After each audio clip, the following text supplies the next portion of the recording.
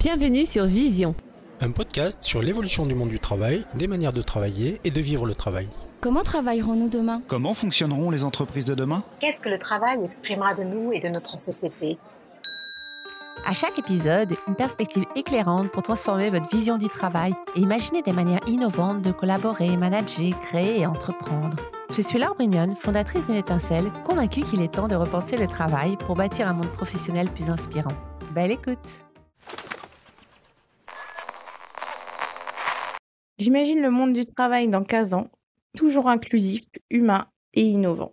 Toujours en mouvement. Elle n'est pas dans 15 ans, il faut qu'elle continue à évoluer comme elle a évolué ces 15 dernières années parce qu'elle a fait un grand bond. Toujours continuer à travailler ensemble dans le respect des gens accueillis, des gens qui travaillent et des familles qui y visitent. Ces dernières années, les révélations sur les maltraitances dans certains EHPAD ont secoué l'opinion publique. Mais ce n'est qu'une partie de la réalité. Il m'a semblé essentiel de mettre en lumière une autre voie, celle d'établissements qui prennent soin de leurs résidents et de leurs salariés.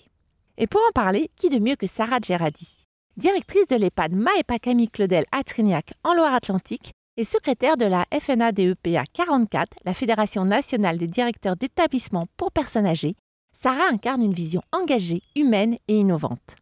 Son établissement a obtenu en 2025 la note de 3,99 sur 4 par la Haute Autorité de Santé. Rien que ça. L'établissement intègre également un PASA, un pôle d'activité de soins adaptés, dédié aux résidents atteints de troubles cognitifs dits modérés. Dynamique et passionnée, Sarah aime fédérer et coopérer. Un chef d'orchestre du quotidien au service du bien vieillir. Dans cet épisode en 2 temps, nous explorons d'abord les réalités du secteur, les difficultés des EHPAD, les financements, les différents types de structures, les métiers et le rapport au travail. Puis dans un second temps, nous découvrons les innovations concrètes mises en place à Trignac. Recrutement et pratiques managériales, cadre de vie et de travail, et les bienfaits pour les résidents, les salariés et l'établissement. Et si la vraie question, c'était notre regard sur l'âge et le vieillissement. Sarah, ces derniers temps, la gestion des EHPAD a été beaucoup critiquée. Il semble que dans nombre d'EHPAD, on ne prenne soin ni des résidents, ni des salariés. Qu'en penses-tu ? Eh bien, j'espère que non. Ceci est un amalgame. Il faut savoir que tous les EHPAD ont les mêmes obligations fixées par l'HAS. Après, quelle personnalité tu veux mettre au sein de ta structure, comment tu veux le vivre. Indirectement, il y a une certaine liberté, heureusement, ça fait des postes intéressants pour nous. Et éviter l'amalgame et toujours être innovant. Et je pense qu'être innovant, c'est ne pas rentrer dans une vision archaïque de l'EHPAD avec des vieux et des personnes en difficulté qui travaillent à côté d'eux. Et plutôt mettre en avant des personnes passionnées. Alors, le mot passion, c'est ce que je disais, je pense pas que ce soit nécessaire pour travailler, mais vraiment avoir une vocation. C'est des boulots qui sont tellement à tout niveau de responsabilité, j'oserais dire physique et psychologique, pour vraiment avoir une certaine vocation. Alors, quelles ont été les problématiques qui entraînent quand il y a eu ce mauvaise pub ? Une évolution des structures à différentes vitesses, ça c'est sûr. Un regard sociétal sur le vieillissement, j'oserais dire difficile. Les parents sont 2 milieux différents, un pré-méditerranéen où on prend soin de son aîné toute sa vie, et ma mère aussi, on m'a appris que l'ancien est important. Peut-être que la nouvelle génération est peut-être plus individualiste et pense plus à cette notion de service pour l'EHPAD, alors que ce sont des lieux de vie, les EHPAD. Oui, tout à fait. Donc pour toi, tout le monde a été mis un peu dans le même panier. Oui. C'est ça. Au niveau du bashing, oui, parce que c'est ça dont tu veux parler. Oui, là était la problématique. C'est que bien sûr, il y a des EHPAD qui sont plus en difficulté, que ce soit sur le management ou même les finances. C'est comme si tu mettais une entité à chaque fois différente à la tête et des salariés à l'intérieur des structures différentes. Donc, il faut communier à l'intérieur pour avoir une structure qui rentre pas dans un cliché, en fait, du véritable hospice qu'on avait il y a pas si longtemps que ça, parce que c'est une vingtaine d'années, 20-30 ans. Aujourd'hui, on est plus, on espère, sur quelque chose d'innovant. Mais chacun fait ce qu'il veut dans sa petite maison aussi, malgré les contrôles et l'institutionnalisation de nos structures. Tu m'avais dit hors interview d'ailleurs que pour toi, ce qui était important, c'était valoriser le travail en EHPAD pour changer justement son image.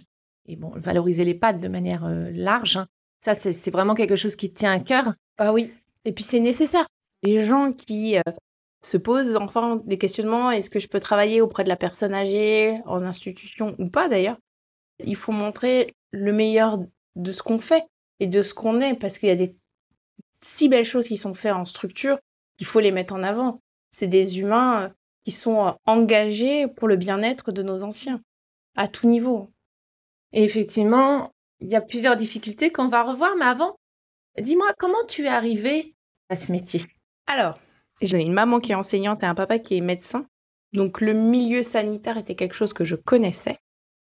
Quand j'ai commencé à chercher des boulots d'été à 16 ans, 16-17 ans, j'ai travaillé en maison de retraite. J'ai toujours été très proche de mes grands-mères, puisque j'ai pas connu mes grands-parents. Et je pense, tout un chacun, en fait, t'arrives à ce travail-là avec une histoire de vie. Que ce soit l'aide d'un proche, à domicile, un lien fort avec l'ancien, et c'est ça, ce côté-là.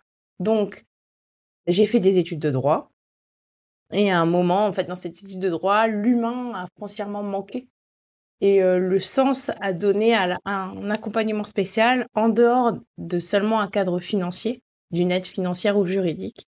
Et je me suis, intéressée fortement à ce boulot de directeur de structure médico-sociale. Oui, parce que tu étais clerc de notaire au départ. Exactement. Ça. Et donc, tu es devenue, ça fait combien de temps maintenant que tu es directrice d'EHPAD? Ça va faire bientôt 17 ans. Et oui. Alors justement, tu as parlé plusieurs fois de la relation au travail, qui est spécifique. Tu m'avais même dit, plus qu'une passion, c'est vraiment une vocation. Oui. Qu'est-ce qu'elle a de spécifique, cette relation au travail dans les EHPAD? Elle te prend dans tout ton être. Elle te prend ton esprit, elle te prend ton cœur. Tu rentres pas le soir en disant voilà, je ferme mon petit bouquin et je peux passer à autre chose. Tu vis le monde de l'EHPAD. Et c'est ça qui est difficile et c'est pour ça que c'est très engageant. C'est que une famille que tu vas rencontrer, un résident que tu vas rencontrer, un salarié, même avec ses difficultés et tout ça, ou même du bonheur, et ça va te faire travailler en fait. Et c'est pour ça que c'est particulier comme travail. Outre, je pense que tout le monde peut faire un tableur Excel pour suivre le budget, t'apprends, hein, c'est simple. Par contre, il faut une base d'humanité forte et une envie de relation à l'autre élevée. Tu fais pas ce travail-là, en fait, pour le pouvoir ou le titre. Par exemple, moi, je suis directrice, mais il faut avoir une relation aux autres. Alors, c'est fou, hein, parce que tu as toujours ce rôle hiérarchique, mais d'égal, de compréhension, d'écoute et de pas à côté. De dire, attends, là, je me suis plantée, je vais aller plus vers là. C'est un boulot où tu apprends ce qui est très empirique. Tous les jours, en fait, je sais pas ce que je vais vraiment faire, en fait. J'ai des objectifs, bien sûr, à atteindre, des trucs à faire. Mais mon quotidien, comme il est basé sur l'humain, je vais pouvoir parler à monsieur L qui a passé une nuit un peu moins correcte, ou voir voir Brigitte qui a des contraintes de garde, voilà. C'est un boulot d'adaptation. Tu me disais que le week-end aussi, tu étais toujours quelque part là s'il y avait un problème. Ah bah bien sûr. Tu déconnectes pas, du coup. Alors, je vais pas dire ça parce que c'est marqué dans mon contrat que j'ai un droit à la déconnexion. Et comme j'ai pas envie de difficulté, c'est comment tu conçois ton travail. Enfin, voilà. J'ai des collègues qui partent au bout du monde pour vraiment se déconnecter. Ouais. Et c'est pas une mauvaise solution. C'est pas une mauvaise solution. Après, j'ai une énorme confiance à mon équipe. Donc, bien sûr, je pars en off. Voilà, j'ai des temps pour moi et ma famille. Il n'y a pas de problématique pour ça. Mais tu as aussi cette conscience d'être là pour l'autre. Pas être là à contrôler, pas du tout. Mais être là pour que eux aient cette écoute, ce soutien et tout ça. Même si c'est les premiers à me dire « Non mais allez-y, Mme Gérardi, c'est bon, on va gérer, y a pas de problème. » Parce que le mode de fonctionnement qu'on a, en fait, on a vraiment cette notion de responsabilité collective. On va voir que tu as mis en place quand même beaucoup de choses différentes dans l'EHPAD Camille Claudel. Mais avant, on a parlé des difficultés des EHPAD. Tu m'avais parlé de 3 grandes difficultés qu'on avait discutées ensemble. Tu m'avais parlé de l'administratif, la gestion du personnel qui devenait compliquée et puis dur à trouver également, et des financements. Est-ce que tu veux nous réexpliquer un peu ces points? Peut-être en as-tu d'autres auxquels tu penses? C'est les 3 principaux. Hein. Alors, la gestion administrative, parce que aujourd'hui, on nous demande beaucoup, et indirectement, c'est normal, c'est pour alors j'aime pas ce mot, se protéger, mais au moins avoir une structure, quelque chose de carré. La gestion du personnel, bien oui, parce que la population, elle change, c'est pas les mêmes besoins, c'est pas les mêmes attentes. Et qu'aujourd'hui, on fait un management qui est social, et je le dis très clairement. Une personne, elle vient, elle répond à une candidature, mais en général, elle vient aussi avec ses critères, en fait, de sélection. Et c'est ça qu'il faut écouter en premier. C'est savoir s'ils ont pris conscience, en fait, du travail, ce que c'était, et si c'était conciliable avec leur vie perso et vie professionnelle. D'accord. Il faut qu'il y ait cette conciliation, et que sinon, on est prêt à s'adapter pour avoir la personne, son savoir-être et son savoir-faire. Avant, je me souviens quand on avait un CDI, c'était ouh, c'est bon, tu sortais le champagne, tes parents étaient heureux, on a l'impression que c'était bon pour toi, t'étais sauvé de toute ta vie. Là, aujourd'hui, c'est pas ça, en fait. On s'adapte, on attend, on comprend, on écoute et on réévalue et on refait les plannings et on s'adapte, on réécoute. Mais il faut toujours être dans une machine. Ma collaboratrice qui fait les plannings me dit qu'un planning n'est jamais fini. C'est ça, en fait. Quand tu finis ton planning pour le mois d'après, on sait que les semaines, même avant, ça va faire bon, bah ça, c'est pas possible, ça, on va s'adapter. Mais il faut avoir une logique, avoir cette capacité de se remettre en question tout le temps. Et là, j'ai le côté, finance, bah, c'est lié à l'institution. On parlait de regard du vieillissement et tout ça, on attend depuis longtemps une loi grand âge. On l'a pas. Aujourd'hui, on va arriver face aux baby-boomers qui vont arriver sur le milieu du vieillissement. On sait qu'il n'y a pas assez de place, mais on essaie toujours de trouver des solutions.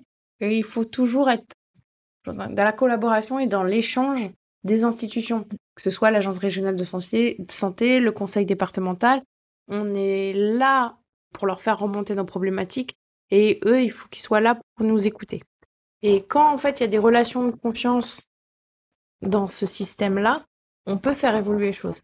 Alors, on ne va pas changer les politiques nationales, mais j'oserais dire qu'à niveau départemental et régional, on arrive quand même à avoir de l'échange avec nos institutions et que cet échange soit constructif pour le terrain. Il y a des répercussions de terrain, que ce soit sur du matériel, des nouveaux projets, de l'embauche, de l'écoute. Justement, la difficulté de recrutement, elle vient aussi des salaires qui sont plus bas dans l'hôpital, tu me disais. Qu'à l'hôpital, ouais. À l'hôpital, en fait, ils sont un peu plus élevés. Après, c'est un système qui est différent du nôtre. Ils sont payés sous version de prime. Oui. Donc, à la retraite, on en reparlera. Et nous, on essaie au maximum, dès qu'on a des fonds, d'avoir une prime, en fait, pour nos salariés autres. Mais je pense, et j'avais vu pas mal d'études sur ça, c'est important, l'argent, ce qu'on gagne. L'ambiance en est tout autre. L'écoute, voilà, c'est aussi important. Aujourd'hui, je préfère, je pense, gagner moins, mais me sentir reconnue dans mon travail et que ça a du sens, que gagner 200 € de plus et avoir la boule au ventre en arrivant sur mon lieu de travail. Et tu me disais que pour les jeunes, ils avaient souvent besoin de faire un passage à l'hôpital avant de revenir parce qu'il y avait le côté un peu plus prestigieux. Est-ce que tu dirais ça? Je dirais même un petit effet. C'est compliqué l'hôpital aussi en ce moment, mais un petit effet télévisé, quoi. Ouais. On n'a jamais vu une série B en EHPAD. Voilà. Ouais. Et il y a cet effet-là. Il y a l'effet blues. Moi, j'appelle ça en fait le côté le médecin, l'infirmière, l'aide-soignante. Mais bon, oui, ils ont encore plus de difficultés et il faut aussi savoir, les entendre de leur côté. Et nous, en fait, je pense que la nouvelle génération, elle sera transverse. Elle ira pas faire sa carrière tout le temps à l'ostéo, elle voudra évoluer, elle passera chez moi, peut-être à la petite enfance, ou peut-être dans d'autres structures, et elle voudra évoluer, sans doute. Donc là, il faut savoir aussi accueillir que un salarié ne fasse pas 35 ans de sa vie dans la même boîte, quoi. C'est pareil dans le sanitaire et dans le médico-social, je pense. Oui. Alors, tu parlais des financements. Il y a 3 types de financements différents pour les EHPAD. Ouais. Tu peux nous faire un petit panel Alors, attention, comment ça marche? Alors, il y a 3 parties aujourd'hui. Ça risque de changer très vite et très bientôt. Il y a une partie qui s'appelle l'hébergement. C'est ce que donne le résident chaque mois. Il y a une partie soins. C'est ce que donne l'Agence régionale de santé, la Sécu si vous préférez. Et la troisième partie, c'est la dépendance. Donc, c'est sous forme d'APA, d'une allocation notamment. On entend souvent parler. Et c'est le conseil départemental.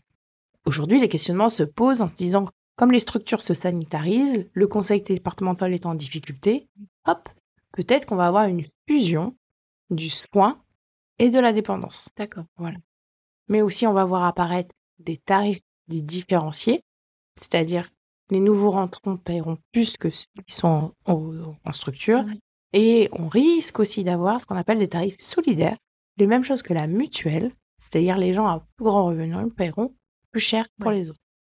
Il y a aussi des statuts différents, puisqu'il y en a, il y a des EHPAD privés, Oui. des EHPAD publics. Alors, et tu as des privés, alors tu as du privé. Alors, dans le privé, tu as du lucratif. Mhm. C'est les grands groupes que vous voyez partout, Mhm. type Clariane, Emiris, Elena. Tu as les privés dits non lucratifs associatifs, comme moi. Mhm. Donc, en fait, c'est un conseil d'administration bénévole. Il n'y a pas de siège, voilà. Et après, tu as tous les structures publiques qui dépendent des CCAS ou du territorial. D'accord. Et tu me disais aussi qu'en Suède et en Norvège, ils avaient, tu m'as parlé de la Suisse aussi, je crois, un système différent. En tout cas, un système top, tu m'avais dit. J'ai noté ça. Niveau accompagnement, ouais. Ouais. Est-ce que c'est qu'ils ont plus de financement ou ils font les choses différemment? Ils font les choses différemment avec des gens qui ont des revenus différents. Nous, en France, on a de la chance. On est aidés. Je crois que c'est en Italie où tu as 0 aide. C'est pour ça qu'il y a très peu de structures en fait, qui accueillent, parce que les gens en fait, restent à la maison. Nous, on a cette chance-là. En fait, quand je vous ai parlé là, des 3 branches de financement, c'est même pas un tiers. Le résident paye même pas un tiers du prix d'une vraie journée en fait en EHPAD. Et on se rend pas compte parce que ça semble déjà cher pour certains, en tout cas. Ouais. Selon Et il y a des, je pense aussi, il y a des systèmes, comment dire, de plans, en fait, comme un plan retraite où les gens en fait commencent à thésauriser très tôt pour aller en maison de retraite. Nous, on achète un bien et après on voit comment on fait. Effectivement. Alors, passons maintenant à ton EHPAD, parce que tu as mis en place beaucoup de choses depuis que tu es là. Tout d'abord, tu as fait différemment au niveau du recrutement. Parce que justement, c'est un secteur assez en tension en termes de recrutement, on va dire. Donc, toi, tu as pris une approche différente. Alors, une approche différente qui est commune à certains de mes collègues aussi, heureusement. Nous, on a décidé, alors, on était vite arrivé au constat que les CV d'aides-soignants, il n'y en avait plus. Et que le terrain nazérien, puisque je suis à côté de Saint-Nazaire quand même, je suis à Trignac, il n'y a presque pas de chômage. T'as qu'un chômage résiduel à 2,90%, quoi. Autant te dire rien. Eh ben, on s'est demandé, ces 2,90%, est-ce qu'ils seraient prêts à prendre du temps pour être formés? Donc, en fait, une de nos valeurs aussi fondamentales, outre l'accompagnement, c'est l'inclusion. Donc, on s'est décidé, en fait, de prendre des gens éloignés de l'emploi, qui ont eu des difficultés de vie, des séparations, une arrivée sur le territoire français plus tardif, et les prendre avec les possibilités qu'on pouvait avoir de contrat plus longtemps, donc en général, et après les emmener au diplôme d'aide-soignant. Donc en général, en fait, un soignant va mettre pas 18 mois, mais plutôt 36. On va avoir un stage en immersion, on regarde, on voit si on accepte la personne âgée, travailler en équipe, avoir des horaires. Après, il y a soit la personne peut faire un POEI, donc avec ça, c'est avec France Travail toujours, et c'est 300 heures qu'on va pouvoir accompagner. Et il y a aussi la possibilité d'un CAE, donc là, c'est avec l'unité emploi, c'est les gens qui ont bénéficié du RSA. Et là, on va toujours, pendant cette période-là, travailler le niveau de français pour que ce soit accessible à tous. Et 2, un diplôme de base qui est agent de soins. D'accord. 70 heures. Et après ça, au bout d'1 an d'ancienneté, de vie en structure, tu as la possibilité, en fait, de passer sans oral le diplôme d'aide-soignant. Et après, en disant aide-soignant, nous, on applique des contrats d'apprentissage, donc pour les gens qui ont moins de 31 ans, ou plus de 31 ans, des contrats de professionnalisation. D'accord. Donc, vous avez majoritairement comme type de personnel des aides-soignants, des infirmières, des agents d'entretien, j'imagine, et puis l'administratif. Est-ce qu'on a fait à peu près le... Non, pas du tout. On parlait de vision un peu de l'EHPAD. Il y a 18 professions dans un EHPAD. 18. Parce que, alors, dans un administratif, j'ai des gens qui vont faire de la RH, de la compta, de l'administration, du secrétariat. Donc, ça, c'est facile. Et le boulot de directeur. Oui. Il y a l'animation, Oui. avec aussi bien des services civiques, des gens qui vont être responsables de vie sociale, accueil de jour, du bien-être. Dans l'espace hébergement, on va avoir les gens qui vont être en restauration. Donc, Oui. aussi bien en cuisine, chef de cuisine, cuisinier, commis, que au service, avec la plonge. Et dans la branche hébergement également, il va y avoir aussi la distribution de petits déjeuners, le bio-net, la lingerie. Dans le soin, tu vas avoir les infirmières. Dans une infirmière, tu as IDEC, donc infirmière coordinatrice, infirmière référente, et d'autres infirmières. Après, il y a aide-soignant, AMP, agent de soins, faisant fonction. Il y a les paramédicaux. Donc, nous, on a des paramédicaux salariés, psychomobes, psychologues, orthophonistes, ergothérapeutes. Est-ce que je vais en oublier? Très certainement. La maintenance, bien sûr. Oui. Comment un établissement pourrait fonctionner s'il manque du technique? Donc, en maintenance, il y a un chef de maintenance, un ouvrier de maintenance qui fait le jardin et tout ça. Oui. Donc, ça représente 18 postes. Et c'est ça qu'en fait, on a l'impression qu'en EHPAD, il n'y a que des aides-soignantes. Et c'est ce qu'on a remarqué même pendant le Covid. On applaudissait les aides-soignantes. C'est vrai. Mais en fait, s'il me manque un agent de soins, ça peut mettre en difficulté la structure. À différents niveaux, on doit tous être des repères et on fait tous de l'accompagnement. Et c'est nous, on parlait tout à l'heure d'avancer dans le soin et l'accompagnement. Le Québec l'a très bien compris, notamment avec une philosophie qu'on partage qui s'appelle Carpe Diem, où en fait, on est tous accompagnants. C'est-à-dire, à un moment T, il y a un résident qui passe, ça va pas, on s'assoit, on prend le temps, on discute. Ça valorise toutes les professions. N'importe qui fait partie de la structure peut le faire. Que du nettoyage. Ouais. Elle ne fait pas que le sol. Et Laurence, elle ne fait pas que des toilettes du nursing. Non, on est des accompagnants. Oui, avant tout. Quel Avant que soit tout, le quel poste, que soit la le poste. personne. C'est comme ça qu'on recrute. Ah oui, j'ai oublié qu'on a un médecin co aussi. J'espère qu'il m'excusera.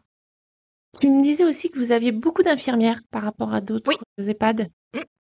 En fait, au début, dans un EHPAD, en fait, tu avais des infirmiers qui bossaient en 10 heures et une infirmière coordinatrice. Et en fait, on a remarqué que c'était des postes qui étaient un peu, je voudrais dire, difficiles. Parce que c'est très difficile de manager, on va dire, 30 personnes, quoi. Ouais. Plus avoir la responsabilité des familles, des résidents et tout ça. Donc, on a subdivisé pour valoriser d'autres infirmières qui voulaient upgrader sur des spécialités comme la qualité, l'hygiène, les dispositifs médicaux, la gestion du stock, les commandes, les rendez-vous, et ainsi de suite. Donc, chaque, en fait, infirmière, c'est un peu le même principe en tant qu'aide-soignant, fait partie d'un copil et a des responsabilités propres au sein de la structure. En tout, vous êtes combien? On est pas mal. Alors, ce chiffre-là, il bouge tout le temps. Oui, en moyenne. Et j'espère qu'on va commencer à arriver à un taux d'accompagnement qui est à 0,80 ETP. Je le dis tout en un petit peu modérant mes propos parce que j'aimerais que toutes les EHPAD l'aient. On l'a parce qu'on répond à beaucoup d'appels à projets, qu'on fait des choix en fait de stratégie pour que tout le monde puisse arriver à une certaine stabilité. Sachant que, en plus, il faut que tu saches que dans les EHPAD, ça se sanitarise un peu, j'aime pas ce mot, mais on accueille des gens de plus en plus dépendantes. Ce niveau, en fait, si tu préfères, de dépendance, il est réévalué tous les 5 ans. Et après, on a notre subvention en fonction, qui est pérennisée pendant 5 ans. Donc, c'est presque une personne par résident. On est un peu moins, quoi. Un peu moins. Voilà. Mais Et vous avez combien de résidents, là, à l'heure actuelle? 84. D'accord. Donc, tu as à peu près la même chose. Tu as peut-être quoi, 80 personnes, un peu moins, 75, 80? J'ai 72. 12 personnes pour 80. Mais on se bat pour chercher des financements. Je ne dois pas dire ça, mais je remercie aussi l'appui de mes institutions. Mais il faut jouer le rôle de toujours dans l'innovation et répondre aux besoins de santé. Tu as mis en place aussi une organisation hiérarchique, moins hiérarchique justement, différente, des méthodes de management différentes. Alors, ce qui est fou, c'est qu'on m'a appris le management avec des cours. Et à l'époque, on apprenait ces liens de subordination, le côté très pyramidal.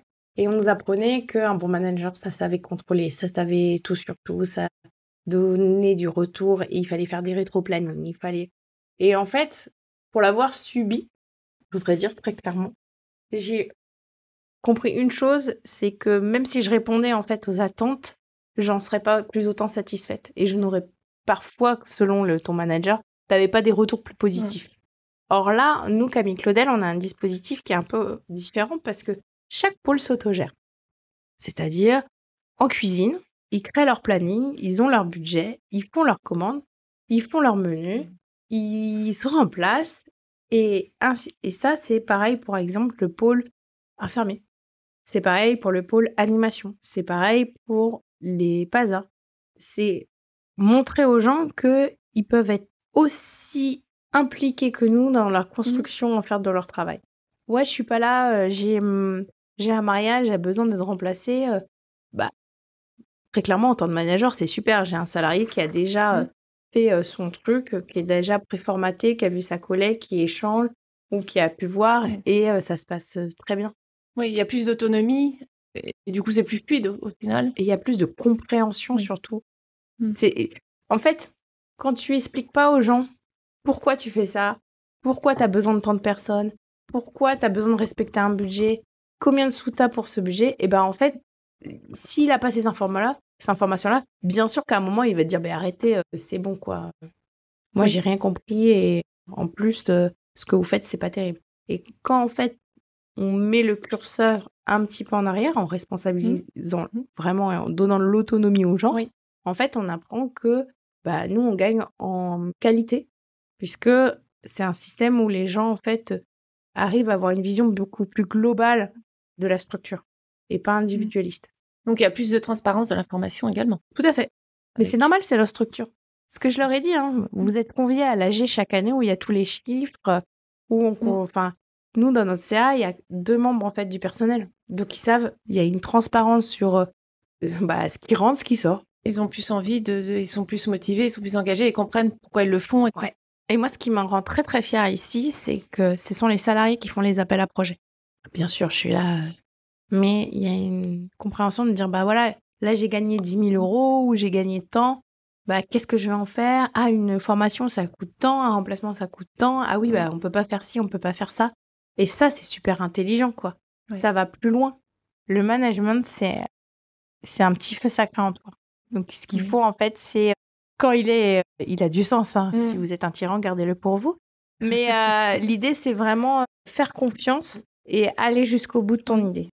Et voilà. Le management, ça se travaille tous les jours. Tu me parlais aussi qu'il y avait des aménagements des conditions de travail, comme les enfants qui pouvaient venir le mercredi. Ouais. Alors, je suis maman, mais j'ai 42 ans. Je suis sur ma 40e année. Oh là là. J'ai 2 petits. J'ai une grande qui a 10 ans, que j'ai eue où j'avais 31 ans, et un petit que j'ai eu plus tardivement, puisqu'il a 4 ans. C'est là où je me suis dit, la première, j'ai travaillé sans vraiment réfléchir en me disant, c'est imposé, donc voilà.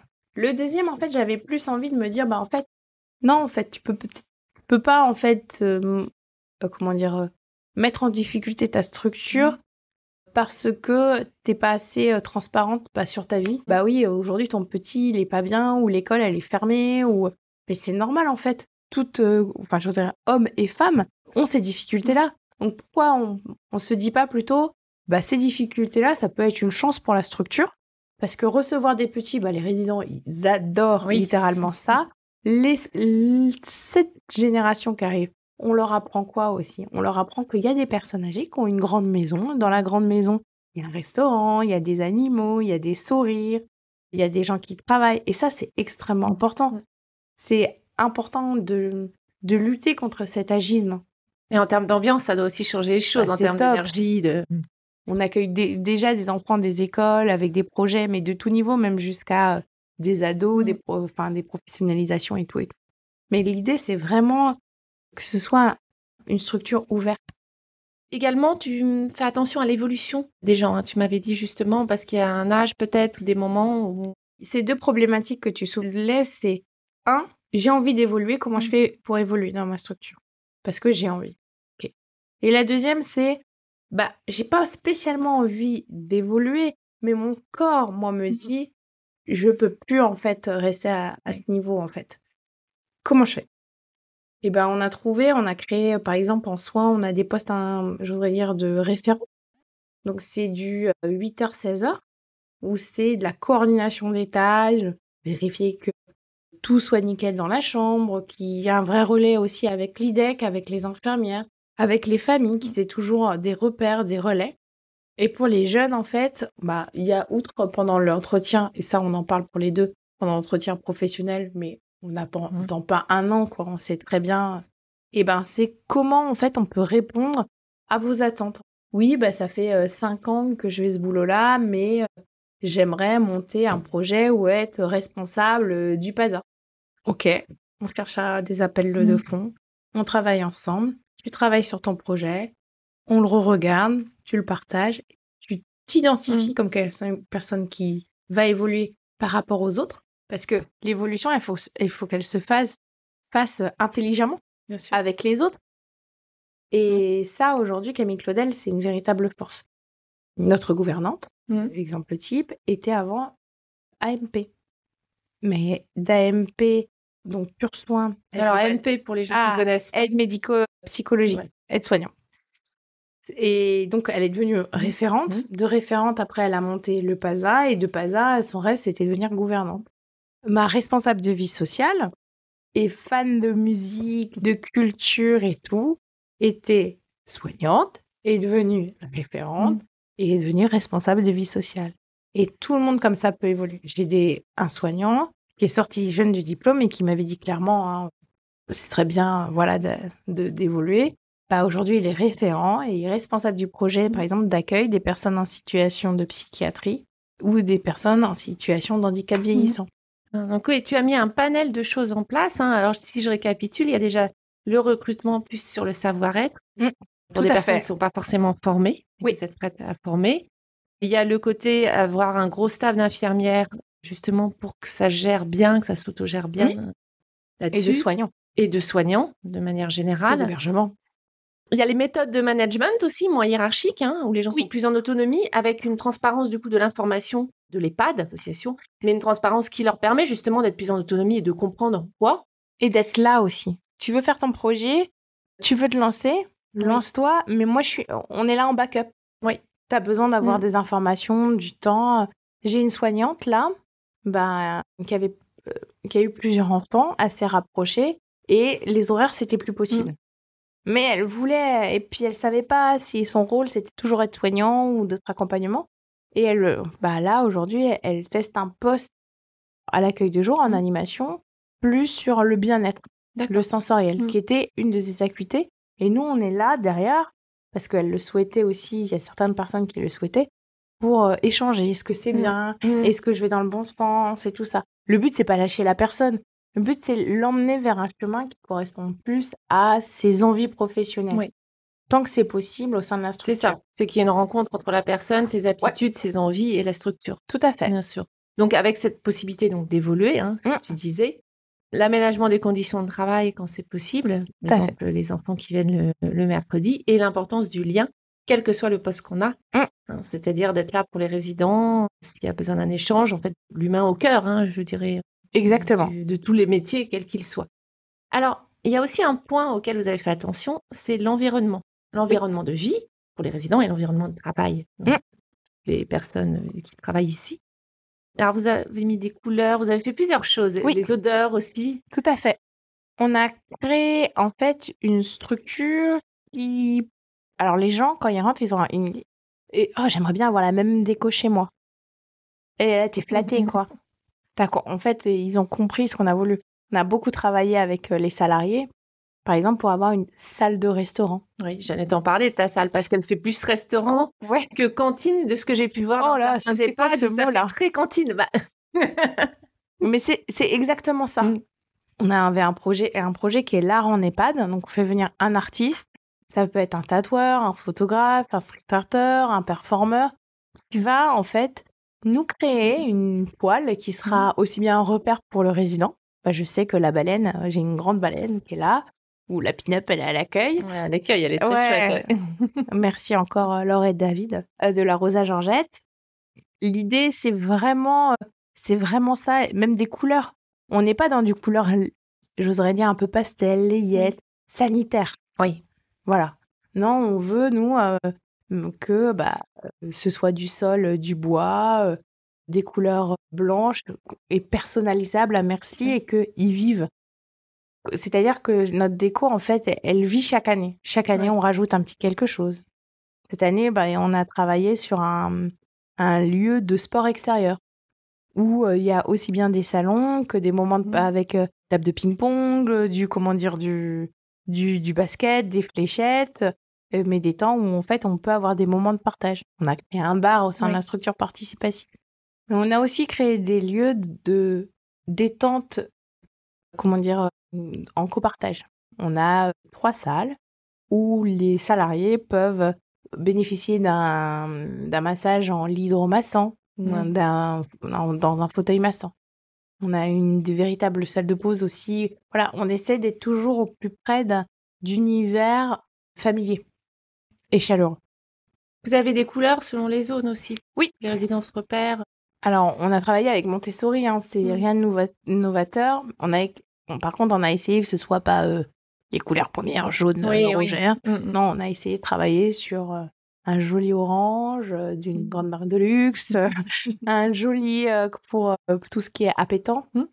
Parce que voilà, l'orange ou du mauve réconfortant, ou du bleu pour les points d'eau type les toilettes, ou du vert pour amener à la création sur des pièces qui sont à côté de l'extérieur, où dès qu'on ouvre les portes, on peut faire le lien entre l'extérieur et l'intérieur avec, dans tous les recoins de la structure, des tableaux végétalisés, c'est-à-dire on peut avoir un œil où on a une plante, on a des lieux, on a un espace fleuri avec un grand mur végétalisé qui est partagé. En fait, ce qui est important, c'est que ce soit le salarié, le résident, qui prennent un temps pour mettre un peu d'eau aux plantes, arracher les mauvaises herbes et ainsi de suite. C'est ça l'idée. Que ça soit participatif. Ah oui, que ça vive. Vous avez un ergonome qui vient, tu m'avais dit également. On a un ergonome qui a fait une étude, on a un ergothérapeute et on a surtout un animateur préventeur, donc diplômé, qui étudie toutes les conditions de travail. Donc dès qu'il y a un arrêt ou quoi que ce soit, il va l'étudier, le pourquoi du comment. Et on avait remarqué qu'on était très sur la matérialité de la chose, c'est-à-dire il a glissé, c'est parce que il n'y a pas de cale-porte. Et en fait, on va plus travailler sur elle a glissé, pourquoi? Parce que peut-être elle est fatiguée. Peut-être qu'il y a un problème aussi qu'on n'avait pas vu personnel parce que cette fatigue n'est pas due au professionnel mais au perso. Et on essayait d'analyser plus finement, j'oserais dire, et de manière environnementale et environnementale globale. Et sur les odeurs aussi, pour qu'il n'y ait pas une odeur justement d'hôpital, peut-être de soins. De vieille soupe. Tu veux le dire. Voilà. C'est un truc qu'on a, nous. On travaille sur de l'aromathérapie en huile essentielle selon les lieux et selon les moments. Et c'est aussi une accompagnante, une salariée qui travaille sur ça, qui s'est formée sur ça parce que elle, c'était son kiff. C'est vrai que vous avez des lieux très agréables. On a parlé de la salle à manger qui est très, très chaude, très cosy. Il y a un feu, même il y a un poêle. Exactement. Et puis que ça soit la partie dehors aussi qui est très agréable, une petite terrasse, je sais pas, au centre. T'as un patio, t'as des jardins partagés un peu partout, des accès. Faut que ce soit... On a cette chance-là, c'est un grand établissement qui est vaste, il est conçu comme plein de petites maisons, qui est vaste et qui permet beaucoup en fait de circulation, de marche, de temps. On n'a pas l'impression d'avoir... C'est pas un immeuble, je dirais, un peu cubique, seulement avec étage, avec la salle en bas. On va trouver des espaces communs partout, des offices partout, on peut partager, on peut venir avec sa famille. Voilà, c'est ça l'idée. Et que les familles s'y sentent bien aussi pour venir le plus régulièrement possible, toutes générations confondues. Et ça, c'est important, en fait, d'avoir cette vision-là qu'il faut que le petit-fils, l'arrière-petit-fils, le fils soit heureux de venir, en fait, et se disent pas « c'est moche, ça pue, et en plus, il y a que des vieux là-dedans. » Alors, vous avez des animaux? Alors, il y a un chat, un lapin, un oiseau et le chien de notre psychomote qui vient dès qu'elle est là, donc presque tous les jours, un berger australien. Alors, qu'est-ce que tu penses de l'intégration justement des animaux? Parce qu'il y a aussi des possibilités qui sont passées maintenant que les résidents viennent avec leurs propres animaux. Tout à fait. Alors, dans l'absolu, je ne peux que être pour. Maintenant, il faut que ce soit encore projet de vie, j'oserais dire, construit, partagé par la personne de confiance ou sa famille ou un ami. Parce qu'il faut voir qu'un animal c'est comme un être humain, il faut qu'on soit là à chaque moment de sa vie et parfois, en fait, son maître va être plus en difficulté pour s'en occuper et il faut pas que ce soit une difficulté pour le résident ou si l'animal a des problèmes de santé, il faut savoir aller le suivre, l'emmener chez le toiletteur ou même chez le véto, changer sa litière, ne pas oublier de lui donner à manger, à boire et que ça retombe pas, en fait, sur les salariés. Oui. Et c'est possible, hein, mais il faut que là, la triangulaire salarié-résident-famille soit vraiment transparente et que ce soit très construit comme projet. Oui, c'est un projet assez construit, on peut pas il faut qu'il y ait effectivement la famille qui prenne en charge si... S'il y a des difficultés ou que ce soit vu avec la structure. Alors, vous avez aussi une politique en termes environnementaux, ce qui me semble bien. RSO, on appelle ça chez nous. Alors, on a aussi bien des panneaux solaires que des poubelles de tri partout, que la réduction du plastique, que le compactage des déchets. On essaie d'être... Alors, l'EHPAD, c'est une structure ultra énergivore. Hein. On est ouvert 24 heures sur 24. Voilà. Par contre, il faut aussi qu'on ait notre part de responsabilité et travailler, j'oserais dire, au mouvement qu'il y a actuel et le rendre accessible. Donc, ça va être aussi bien des poubelles à chaque coin de rue à tri sélectif, mise en place d'un compost, mais que les outils pour faire le compost, ils soient ergonomiques, pragmatiques et qu'on sache écouter tous les besoins de chacun. Et en général, aujourd'hui, c'est des choses qui sont partagées et valorisées. Pour un salarié, vous me demandez qu'est-ce qui était important et tout ça. Alors, outre l'ambiance, il y a le matériel. Mais ce genre, en fait, d'éléments sur la nouvelle génération, c'est super important. Enfin, je pense que déjà, ma génération, elle est très branchée à l'environnement. Alors, quels sont les résultats de tout ce que vous avez mis en place, justement, à l'heure actuelle, autant pour les salariés que pour les résidents, que pour l'EHPAD? D'abord, en tant que grande primeuse, c'est une très belle note auprès de la Haute Autorité de Santé, puisqu'on a eu un beau 3,99 sur 4 avec 21 étoiles. Et vous êtes dans les premiers ou premiers même Oui. Oui, hein. Oui. Oui, c'est ça. Non, mais je vais arrêter de frimer. Mais pour nous, c'est plus qu'un chiffre. En fait, c'est une reconnaissance. On n'a pas un boulot qui est facile et on n'a pas de moment de gloire. Oui. C'est pas ce mot de gloire, mais vraiment où te dis, là, t'as vu, en fait, ce que j'ai fait. Tu peux aussi bien le faire. Et regarde, en fait, il y a des gens extérieurs qui ont compris que ça avait du sens. Et le salarié aujourd'hui à l'extérieur, c'était drôle, hein. Je vais vous raconter une petite histoire. Un jour, je rencontre un ami de mon frère. Mon frère, les maisons de retraite, c'est pas son domaine d'action. Et en fait, il lui avait dit qu'on avait eu la meilleure note. Et son ami, en fait, me le redit. J'ai eu une fierté qui était telle que je me suis dit, voilà, j'espère que tous les salariés qui travaillent avec Claudel se partagent, ils l'ont quand ils vont au supermarché, quand ils vont... Et c'est pas que nous balancer qu'il y a des reportages sur la France 2 ou sur la 6 sur les difficultés des EHPAD. Non, je crois qu'on peut dire on est très très fiers en fait et je suis d'autant plus fière de l'équipe de ce qu'ils ont réalisé. Tu fais partie d'ailleurs aussi d'une fédération de nouveaux directeurs d'EHPAD qui voient les choses différemment. Alors c'est pas une fédération, on a fêté leurs 40 ans. Hein. Mais on partage des valeurs, je pense, communes et innovantes et on essaie de se battre tous les jours au quotidien pour dénoncer aussi nos difficultés et aussi promouvoir en fait ce qui est fait au sein de nos structures. Alors, à titre purement professionnel de directeur, moi, ça m'apporte une certaine écoute. Voilà, on peut échanger avec des pairs. Voilà, t'as fait ci, t'as fait ça, des idées. Pas être seul parce que c'est des boulots où t'es un peu seul. Et ça permet aussi de se dire, voilà, j'ai un repère, c'est un établissement de ma fédération. Et ensemble, on va aller se mobiliser. Alors, on a un rassemblement chaque année en octobre ou en septembre pour montrer que, voilà, on fait des événements avec les salariés et les résidents, avec les vieux méritent mieux. Mais on essaie de partager ensemble nos vies en structure. Et donc, au niveau des salariés, ça te permet aussi d'avoir un turnover moindre que certaines structures. Et puis des gens plus impliqués, ça, c'est une vraie vie, plus motivée. Plus reconnue. C'est surtout ça, plus reconnue.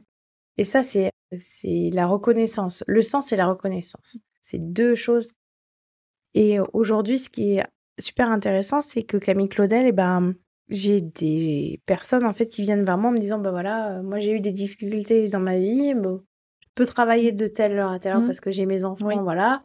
Je sais que vous avez pu aider une personne à se reconstruire et est-ce que aujourd'hui vous êtes à même à faire ça? Et c'est être reconnu aussi pour l'inclusion, c'est top. Enfin, voilà, Tout moi à fait. et puis pour les salariés parce que recevoir une personne qui est loin de l'emploi, c'est important, mais c'est eux, ils sont cette acuité, cette formation à savoir parler, à savoir écouter, mettre un pas de côté ou mettre sur le chemin et tout ça, quoi. Et les résidents? Alors? Et les résidents, on en parle de tout ça parce qu'on ne fait ça que pour eux. Oui. Que pour eux. Ah ouais, que pour eux.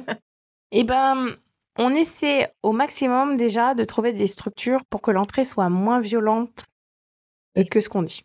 C'est-à-dire la fameuse entrée, je me suis cassé la figure à la maison, je passe par l'hôpital et sur le dossier, c'est marqué retour maintien à domicile impossible. Et là, pour la personne qui a pas travaillé, qui a pas fait son choix encore de rentrer, c'est difficile. Oui. Alors on a plusieurs structures, on a l'accueil de jour où ils peuvent venir en journée pour que ça aide. Voilà, ils connaissent déjà le côté architectural, le côté gustatif avec le resto, leurs copains, leurs collègues, c'est même en général leurs copains parce qu'ils parfois ils se retrouvent.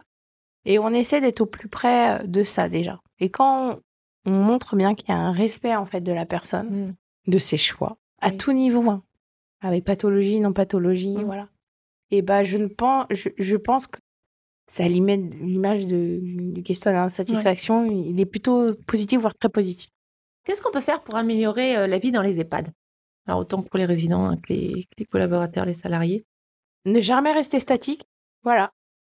Alors, j'ai pas de baguette magique, mes salariés non plus. Mais il faut toujours être tourné vers l'extérieur, prendre ce qu'il y a de bon, écouter sa petite voix qui dit ouais, mais moi j'ai une bonne idée. Est-ce qu'on peut, on peut y réfléchir? Enfin, c'est vraiment ça, quoi. Il faut pas rester statique, toujours aller de l'avant. Et c'est pas quelque chose de figé. On est dans quelque chose qui se meut tous les jours, qui est toujours différent. Et nous, on doit être dans cette dynamique-là pour aussi répondre aux résidents et aux salariés qui travaillent et aux familles qui attendent de nous, en fait, d'être toujours dans ma maman, est-ce qu'elle est allée là? Est-ce qu'elle a réussi? Et nous, on doit être toujours dans le mouvement, leur répondre, en travaillant, on est dans la communication. Tu parlais de non-cloisonnement aussi. Ouais, nous, on n'a pas d'unité fermée au sein de la structure. On veut aussi, alors d'une autre manière, pouvoir accueillir tout le monde et que tout le monde puisse bénéficier des bons soins prodigués au sein de l'EHPAD Maëpa Camille Claudel, n'importe quel parcours de vie. Donc, on va travailler au maximum les entrées avec la personne pour que ça réponde au maximum à ses attentes. Et ne pas faire j'oserais dire, de discrimination financière, parce que ça a un coût, rentrer en EHPAD, et que tout le monde ait cette possibilité-là. C'est pour ça qu'on est habilité à l'aide sociale. Et que toute pathologie puisse rentrer. Aujourd'hui, je peux avoir une personne grandement dépendante qui va rentrer parce que mon équipe est formée, le logement et tout ça est adapté. Et après, avoir une personne un peu moins dépendante et ainsi de suite. Le but, c'est créer un équilibre de vie collectif. Tu parlais aussi éventuellement dans le futur d'avoir des idées d'intégrer des crèches, d'intégrer justement différents âges et pas uniquement l'EHPAD quelque part. Tout à fait. C'est ce qu'on va avoir. En fait, on a un projet de construction de résidence autonomie. Dans cette résidence autonomie, il y aura une micro-crèche. Il y aura les bureaux en fait des services à domicile, des appartements fléchés pour les PHV et les PPA et des appartements pour les personnes âgées dit moins dépendantes, puisque ce sont des résidences autonomie au sein de la structure, mais où il y aura des passerelles. On sera moins dans la brutalité encore d'une entrée et toujours dans le respect du choix, en fait. Et d'ouvrir justement à différents âges et plus ce cloisonnement lié à l'âge, quoi. Enfin, on a également aussi, on est coporteur d'un projet avec d'autres collègues qui s'appelle le Centre de ressources territoriales, où l'EHPAD vient à domicile et propose aussi d'ouvrir ses portes aux personnes à domicile, hors accueil de jour, avec accueil de jour, faire une activité, manger un repas, profiter du coiffeur et ainsi de suite. D'accord. Ouais, c'est intéressant ça. Ça peut faire un passage ou ça peut faire une aide C'est pour les ça. gens qui veulent quand même rester encore à domicile. Mais alors, tu m'avais parlé d'une dernière chose, la reconnaissance politique. Alors, nous, il faut te dire que par territoire, on a une animatrice Mhm. et je la remercie parce que c'est un nouveau dispositif qui a été mis pendant le Covid et ça nous permet d'avoir un relais direct. À côté de ça, en fait, on a cette chance d'avoir invité, on va dire, certains institutionnels à venir et de leur montrer en fait ce que c'était. Oui. Bosser en structure, qu'est-ce qu'on avait fait, qu'est-ce qu'ils Oui. faisaient, tout ça. Dont Monsieur Jumel et Madame Perrin qui sont venus de l'ARS pour visiter notre structure, ou Docteur Corbineau du conseil départemental. Il faut qu'on ouvre aussi nos portes et que eux puissent être au plus près en fait des Ah oui. besoins. Oui. Je pense qu'on a cette chance-là aujourd'hui et qu'il faut pas qu'on lâche en fait ce petit lien où il faut qu'on fasse des retours tout le temps actifs. Qui permettra aussi d'avoir des fonds en fait. Pour Exactement. Alors, as-tu un livre à nous conseiller sur tous ces sujets? J'ai un joli livre que notre fédération a créé, des collègues ont écrit, qui s'appelle « Vous avez dit vieux ». C'est des anecdotes et ça, c'est important. Mais il y a d'autres... en ce moment, je suis abonnée au magazine d'Antoine Decaune qui s'appelle Vieux. On met à disposition des BD aussi. On est en partenariat avec une librairie indépendante qui nous donne en fait des BD pour dédramatiser la personne âgée. Ouais. C'est ça en fait qui est super important. Alors, où peut-on te retrouver? À Camille Claudel, à Trignac, sur LinkedIn. Et je vous laisse aussi voir les pages Facebook de notre structure. Donc, c'est Résidence Maëpa Camille Claudel et l'autre, celle du PASA, c'est Se reposer, se retrouver. Et ça permet de voir ce qu'on fait. Je mettrai les liens de toute façon. Ouais, mais le mieux, c'est venez nous visiter. Et alors, pour terminer, je te propose de tirer un petit nombre, alors ce que je fais systématiquement. Et puis avec le nombre que tu vas trouver, eh bien, tu me diras ce qui te vient spontanément. Alors, ça peut être sur ta carrière professionnelle, ça peut être sur les sujets qu'on a vus, sur l'EHPAD, voilà. 4. Alors, 4. C'est l'âge de mon fils. Il me répète tout le temps. Je m'appelle Ernest, j'ai 4 ans, enchantée. Que ce soit pas la dame à la caissière ou à son école. Pour moi, c'est ce chiffre-là que j'ai en tête. 4 ans, professionnellement, j'espère pouvoir évoluer, pérenniser, continuer à faire reconnaître et valoriser le travail en EHPAD de différentes manières et toujours avoir envie, en fait, de mettre mes petites pierres à l'édifice avec mes collègues au quotidien. En tout cas, il faut plus de 4 ans pour solidifier une structure. Et je voulais te remercier d'être venu à nous pour qu'on puisse venir à d'autres. C'est exactement ça. Et continuer à chercher des solutions atypiques, originales, parfois loufoques, mais toujours dans l'intérêt commun. Je remercie encore pleinement notre association et tous les salariés qui œuvrent au quotidien auprès de nos aînés avec toujours sourire et conscience que seul l'humain a de sens. Merci d'avoir suivi cet épisode. Partagez-le autour de vous, mettez 5 étoiles sur Apple Podcasts et Spotify, car c'est grâce à vos retours que je pourrai les développer et réaliser des interviews de qualité. Pour être averti des nouveaux épisodes, vous pouvez suivre le podcast sur Instagram à Vision Podcast, tout attaché et Vision avec un S, vous inscrire à la lettre L'Étincelle sur uneétincelle.fr/lettres et vous abonner à vos plateformes d'écoute préférées. Pour plus d'inspiration sur l'imitation professionnelle, rendez-vous sur uneétincelle.fr. Et si vous avez des questions, des idées, des retours à me faire sur ce podcast, vous pouvez m'écrire à contact@uneétincelle.fr. À bientôt!